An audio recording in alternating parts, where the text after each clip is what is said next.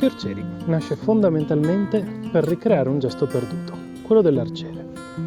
Beh, penserete che non è certo un gesto così perduto, visto che il tiro con l'arco è addirittura disciplina olimpica. Ma siamo sicuri che come si tira oggi sia lo stesso modo in cui si tirava allora? Pensiamo a tutte le culture che hanno sviluppato l'arco. Tutte queste lo impugnano in modo diverso, incoccano la freccia in modo diverso. Quello che vogliamo fare quindi è ricostruire un gesto antico.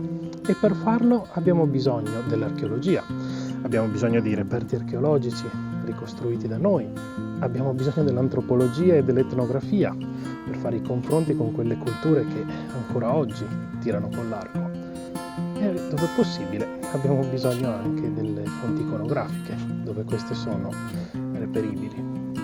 Però fondamentale per tutti è mettersi in gioco. Per imparare a tirare e ricostruire questo gesto bisogna mettersi in prima persona davanti a un bersaglio.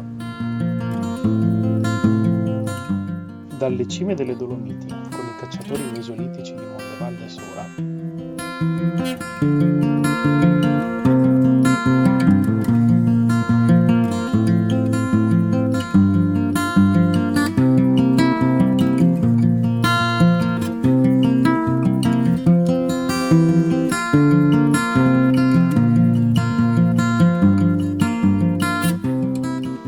alle pianure della Valle del Menago, nel villaggio neolitico dell'età del bronzo di Bovolone.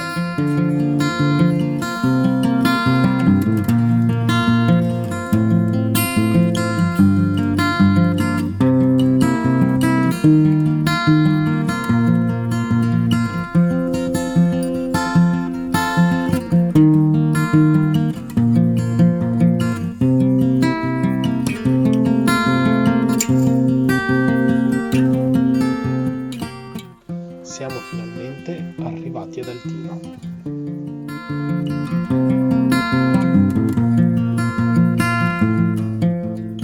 Domenica 22 marzo avremmo voluto tantissimo tirare con voi al Museo Archeologico Nazionale di Altino. Queste sono alcune delle cose che avremmo fatto assieme. Confido però che ci saranno sicuramente altre occasioni per incontrarci. Intanto vi mando un grandissimo abbraccio da parte di tutta Trame di Storia.